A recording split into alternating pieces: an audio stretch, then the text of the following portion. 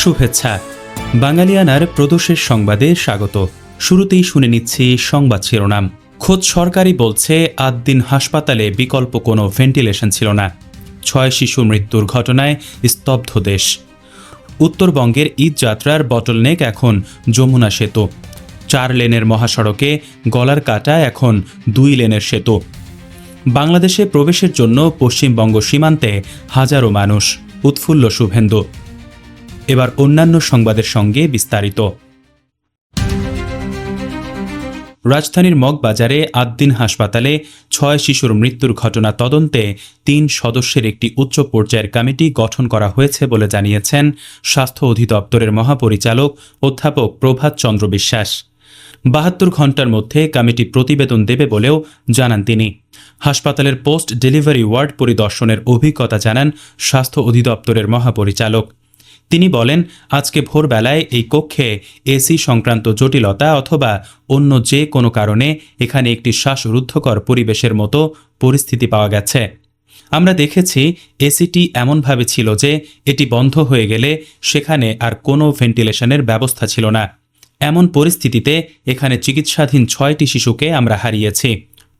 সচেতন মহলে প্রশ্ন উঠছে, একটি জনপ্রিয় হাসপাতালে এসির গ্যাস লিক কিংবা ভেন্টিলেশন বন্ধ হয়ে নবজাতকের মৃত্যুর মতো ঘটনা কিভাবে ঘটা সম্ভব? হাসপাতাল কর্তৃপক্ষ দায় স্বীকার না করে উল্টো শিশুদের মায়েদের ওপর দায় চাপাতে চাচ্ছে। তারা বলছে, ঘর বেশি ঠান্ডা হওয়ায় মায়েরাই এসি বন্ধের অনুরোধ করছিলেন। তাহলে প্রশ্ন উঠছে, নবজাতকের কক্ষে এমন তাপমাত্রা থাকা কি স্বাভাবিক যা বাচ্চাদের সহ্যের বাইরে হয়? অথবা এসি বন্ধ করলেও অন্য ভেন্টিলেশন ব্যবস্থা নেই কেন? এসির গ্যাস লিক করুক আর ভেন্টিলেশন না থাকুক, দায় তো আসলে হাসপাতাল কর্তৃপক্ষেরই। সচেতন মহলের দাবি, এই ধরনের ঘটনাকে অবহেলা বলে দায় মুক্তির সুযোগ নেই। এটিকে হত্যা হিসেবে চিহ্নিত করেই পরবর্তী কার্যক্রম চালানো উচিত।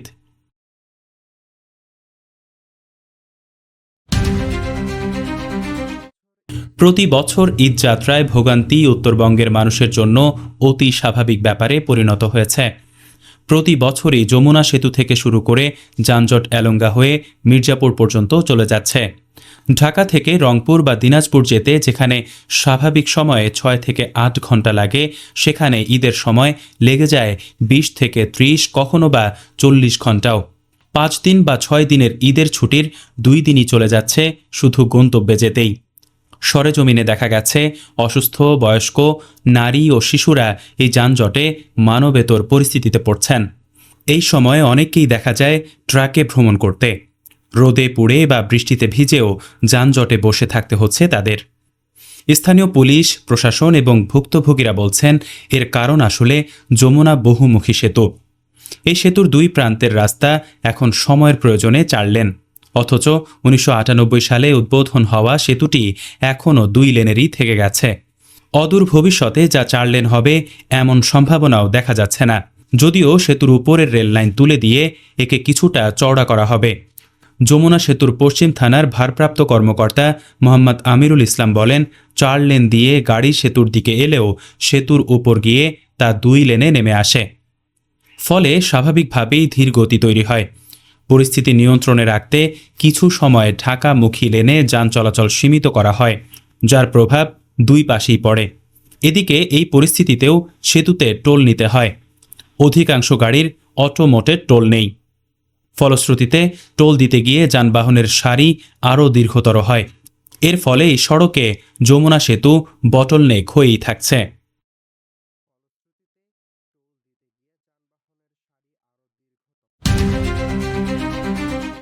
লালমনিরহাটের পাটগ্রামের ৪ তরুণকে পোশাক কারখানায় উচ্চ বেতনে চাকরির কথা বলে রাশিয়া নিয়ে সেনাবাহিনীর কাছে বিক্রি করে দেওয়ার অভিযোগ উঠেছে জামায়াতের যুব বিভাগের ২ নেতার বিরুদ্ধে। চরম উদ্বেগ ও উৎকণ্ঠায় দিন কাটানো যুবকদের পরিবারের সদস্যরা বিভিন্নভাবে চেষ্টা করেও সন্তানদের উদ্ধারে ব্যর্থ হয়ে মঙ্গলবার পাটগ্রাম প্রেস ক্লাবে সংবাদ সম্মেলন করেছেন। ভুক্তভোগীরা হলেন পাটগ্রাম সদর ইউনিয়নের টেপুরগাড়ি এলাকার নাজমুল হক সৌরভ, একই এলাকার মেহেদি হাসান, সর্দারপাড়া এলাকার আল আমিন এবং একই এলাকার আবদুল্লাহ আল মামুন। তরুণদের পরিবারগুলোর অভিযোগ, ঢাকা উত্তরার RS ইন্টারন্যাশনাল নামের একটি এজেন্সির মাধ্যমে রাশিয়ায় নিরাপদ ও বৈধ কাজের সুযোগ রয়েছে বলে তরুণদের প্রলোভন দেখান পাটগ্রাম উপজেলা যুব বিভাগের সভাপতি ইউনুস আলী এবং পৌর যুব বিভাগের সাধারণ সম্পাদক মাহিন ইসলাম। ইউনুস জেলা শিবিরের সাবেক সভাপতি। পরে ভিসা, টিকিট ও চাকরির ব্যবস্থা করার কথা বলে 4 পরিবারের কাছ থেকে জনপ্রতি 9.5 লাখ টাকা করে নেন তারা। পরিবারের সদস্যদের অভিযোগ, বিমানবন্দর থেকে রুশ সেনাবাহিনীর সদস্যরা তরুণদের একটি হোটেলে নিয়ে গিয়ে পাসপোর্ট, ভিসা ও মোবাইল কেড়ে নেয়।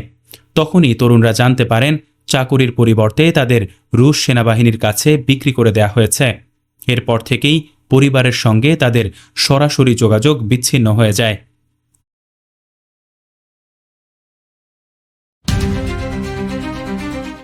পশ্চিমবঙ্গ রাজ্যের পক্ষ থেকে ডিরেক্টেড ডিফল্ট হোল্ডিং সেন্টার সংক্রান্ত নতুন নির্দেশিকা জারি করার পর থেকেই সেখানে কথিত অবৈধভাবে বসবাসকারী ব্যক্তিদের মাঝে বাংলাদেশে ফেরার এক মরিয়া তৎপরতা লক্ষ্য করা যাচ্ছে। ভারতের লোকসভা ও বিধানসভা নির্বাচনের সময় থেকেই অনুপ্রবেশ ইস্যুটিকে অত্যন্ত গুরুত্বের সাথে সামনে এনেছিল বিজেপি। নির্বাচনে জয়লাভ করে সরকার গঠনের পর থেকেই অনুপ্রবেশকারীদের নিজ দেশে ফেরত পাঠাতে চরম সক্রিয় হয়ে উঠেছেন রাজ্যের নতুন মুখ্যমন্ত্রী শুভেন্দু অধিকারী। এরই ধারাবাহিকতায় গত 26 মে মঙ্গলবার সকালে উত্তর 24 পরগনার হাকিমপুর সীমান্ত এলাকায় শত শত নারী পুরুষ বাংলাদেশে প্রবেশের উদ্দেশ্যে জড়ো হন। উদ্ভূত এই পরিস্থিতির প্রেক্ষাপটে কথিত অনুপ্রবেশকারীদের প্রতি অত্যন্ত কঠোর বার্তা দিয়েছেন মুখ্যমন্ত্রী। মঙ্গলবার এক গুরুত্বপূর্ণ প্রশাসনিক বৈঠক শেষে সাংবাদিকদের মুখোমুখি হয়ে পশ্চিমবঙ্গের মুখ্যমন্ত্রী শুভেন্দু অধিকারী অত্যন্ত কড়া ভাষায় বলেন, এদের অবিলম্বে চলে যাওয়া উচিত। ওই দেশের মুখপাত্র তো নিজেই বলেছিলেন যে তারা বাংলাদেশিদের ফেরত নেবেন। তাই বলছি, জলদি জলদি ভাগো, না হলে এই সরকার আইন অনুযায়ী যা করার ঠিক তাই করবে।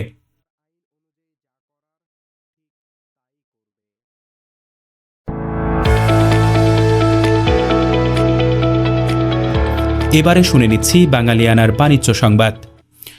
প্রথমবারের মতো শুল্ক কর আদায়ের ঘাটতি 1 লাখ কোটি টাকা ছাড়িয়ে গেল। তাই চলতি অর্থ বছরে রেকর্ড পরিমাণ ঘাটতির মুখে পড়ছে দেশের প্রধান রাজস্ব আদায়কারী সংস্থা জাতীয় রাজস্ব বোর্ড এনবিআর। এনবিআরের রাজস্ব আদায়ের হালনাগাদ প্রতিবেদন অনুসারে চলতি অর্থ বছরের প্রথম 9 মাসে শুল্ক কর আদায়ে ঘাটতি 1,04,533 কোটি টাকা, যা যে কোনো সময়ের বিবেচনায় এ যাবৎকালের রেকর্ড ঘাটতি। কয়েক বছর ধরেই অর্থনীতি চাপের মুখে আছে, ব্যবসা বাণিজ্যে স্লথ গতি, ফলে রাজস্ব আদায়ের গতিও ভালো নয়। এমন অবস্থায় সরকার অর্থনীতি চাঙা করতে 60,000 কোটি টাকার প্রণোদনা তহবিল দিচ্ছে, যা উদ্যোক্তারা 7% সুদে এই ঋণ নিতে পারবেন। বাকি 6% সুদ সরকার ভর্তুকি দেবে।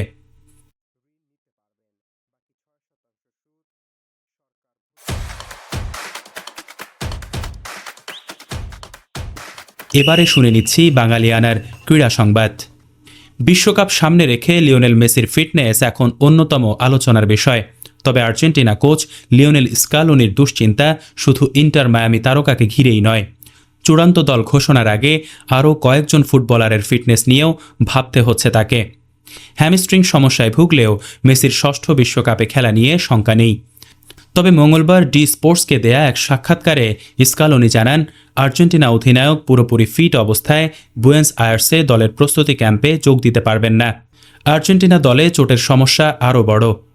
কাতার বিশ্বকাপ জয়ী গোলরক্ষক এবং অ্যাস্টন ভিলার তারকা এমিলিয়ানো মার্টিনেজ গত সপ্তাহে ইউরোপা লিগ ফাইনালের ওয়ার্ম আপে ডান হাতের অনামিকায় চোট পেয়েছেন। এদিকে টটেনহামের ডিফেন্ডার ক্রিস্টিয়ান রোমেরো ডান হাঁটুর লিগামেন্ট ইনজুরি কাটিয়ে ফেরার লড়াইয়ে রয়েছেন। আতলেটিকো মাদ্রিদের নাহুয়েল মোলিনা এবং রিভার প্লেটের গঞ্জালো মন্তিয়েল স্কালোনির সম্ভাব্য 2 রাইট ব্যাকের দুজনই মাংসপেশির চোটে ভুগছেন। এছাড়া কোমর মিডফিল্ডার নিকো পাজ হাঁটুর চোটে সিরিয়ার শেষ ম্যাচ খেলতে পারেননি। আতলেটিকো উইঙ্গার নিকোলাস গঞ্জালেসও মাংসপেশির চোট কাটিয়ে ওঠার শেষ ধাপে রয়েছেন।